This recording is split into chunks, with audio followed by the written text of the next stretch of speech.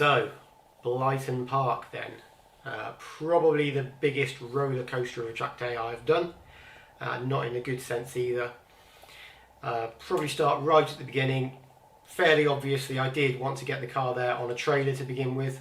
Unfortunately, a couple of days before I did fail my trailer test. Probably in a way that not many people have done in the past. I got absolutely 0 minors, completely perfect throughout, apart from one major fault, which was swapping lanes on a completely empty roundabout. In the real world, probably would have got let off. Really didn't make any difference to anyone at all, and had absolutely nothing to do with my ability to tow a trailer. But you know what, they've got to be by the book, so life's a bitch. Did have to end up obviously driving it there, as I said previously. Drove that absolutely fine. The actual day of the track day didn't start off all that good, to be fair. We were only 4 miles from the circuit in our hotel. Had penned in a fuel stop at Tesco's just down the road to get some momentum. Got there, no momentum. Success. So we had to end up going on a 30-mile round trip out of our way to the Shell garage to get some V-power. So that put us way behind schedule. Didn't make too much difference in the end, but put me in a little bit of a bad mood, to be fair. Track day itself started up okay. Had a couple of sessions under my belt. Car seemed to be running really well. Was going pretty steady for obvious reasons. And then all of a sudden sat in the pits. Started running really badly. Engine management light came on and noticed there was a big puddle of coolant underneath it. So obviously switched it off straight away and investigated where this leak was coming from. Managed to cure the leak, looked like it was just coming out of one of the hoses on the back of the block. So bit of a tightening up of the clip that was on that hose, and that seemed to stop the coolant falling out. So topped up the coolant and the fault seemed to go away as well, which is a bit weird. I thought maybe it was just when it had been sat idle in, it just got a slight flood or something. So I did check spark plugs, they all seemed absolutely fine. Just thought I'll go back out and see how it goes on. In the queue to go back out on track, the engine fault reappeared, management light on, started running like an absolute bag of crap. So turned around, went back to the pits and did a bit more investigation on the spark plugs and the leads and the injectors. Everything's really had an effect. So pulling the coils, pulling the leads, pulling the injectors, every single one of them had an effect, which is not something you'd usually expect. Sounded like it was kind of missing. So ordinarily you'd expect pulling an injector or coil, one of them would have no effect whatsoever, which would give you your duff cylinder, but no, all of them had a bit of an effect. And it was at that point that I realised it was still pissing out coolant from another place altogether. So went round, did all of the coolant hoses, all of the clips on the coolant hoses, made sure everything was nice and tight. Had to do a bit of repositioning on a couple of the clips themselves. In the end, seemed to manage to get it to stop pissing coolant everywhere.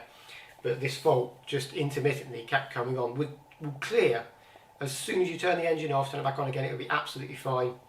But for how long was anybody's guess. It was really intermittent, really strange.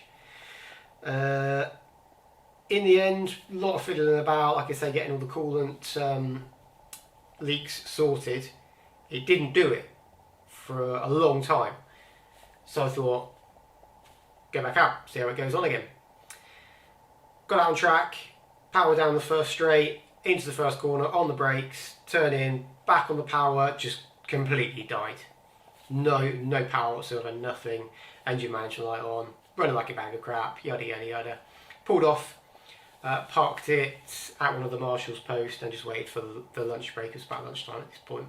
Over lunch and then ongoing throughout the afternoon, performing some further diagnosis, not really getting anywhere. Kept sort of doing little bits of test driving and running, and it just kept coming back. Decided I didn't have my laptop, which was a stupid idea. Definitely should have packed that. I just did the jumper cable on the diagnostics port to see if I get the engine management light to flash up. Absolutely nothing, was not storing a fault whatsoever, so with the ignition on, no flashes. Thought I'd give it a go with the engine turning over, which I don't think you're really supposed to do, but needs must. I was kind of clutching at straws by this point, and waited ages for the fault to come back. Fault came back, and code 11 was what it was flashing up. Googling. Code 11 does not exist. OBD1 fault code 11, not even a thing. What? So I'll be honest, at that point I kind of just gave up. I was all set to phone recovery and have a very, very long trip home on a flatbed.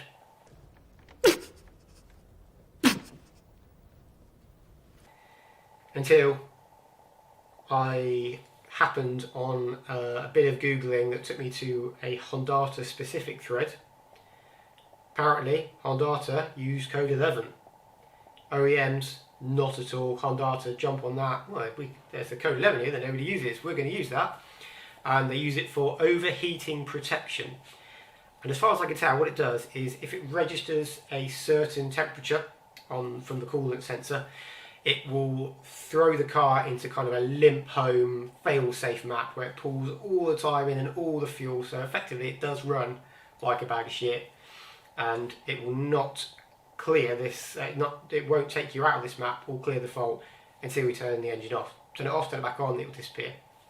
Obviously now. Why it was doing that, I had no idea initially, because it's looking at temperature gauges and the actual physical running of the engine, it was nowhere near overheating. And it led me to think about how much of a pain in the arse this thing was to bleed when I was having the initial issues with the coolant bypass. So I didn't have my bleeding funnel, another thing I definitely should have packed, but we got the front end right up in the air, and I used the funnel that I did have as a bit of a makeshift bleeding funnel, shoved it in the radiator cap, sealed it as best I could, bled it over a few times, got as much air out as possible, jacked it back down, fine. Absolutely fine, no issues whatsoever.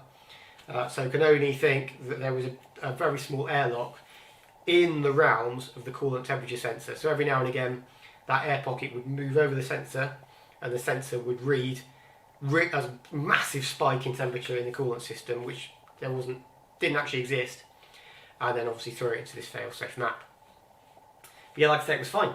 So I ummed and ahed for a bit whether or not I would go back out, whether I'd be kind of counting my chickens. I could drive home at this point, but there was about an hour or so left of the day where I could get some track sessions. In the end I thought, fuck it, YOLO, and went out and sent it. Got a couple more sessions in of the day before closed, and they were absolutely faultless again. Car was really, really, really good. I didn't really know the track too well, having missed so much of the day chasing these faults, but tried to push as much as I could, and yeah, the car was just getting faster and faster and faster, to be fair. So I would love to go back and have another crack at it once the car hopefully performs for the full day. But anyway, yeah, all seems to be fine. I mean, that is what shakedowns are for, I guess. There was always going to be issues. Car's been off the road for 3 years.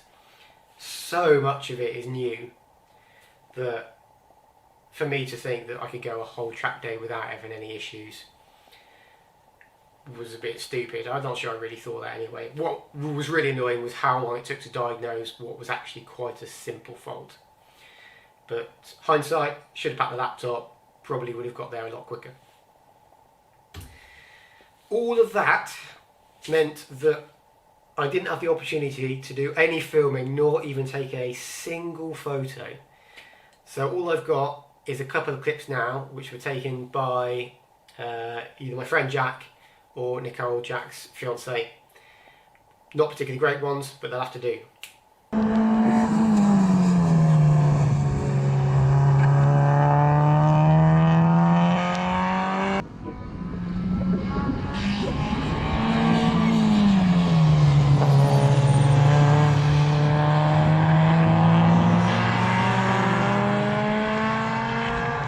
So yeah, I'm afraid I don't seem to be particularly good at this vlogging lark. I'll try again on the next one. That's it for now. I've banged on long enough. Fingers crossed for a more successful next track day at Kerbera. See you then.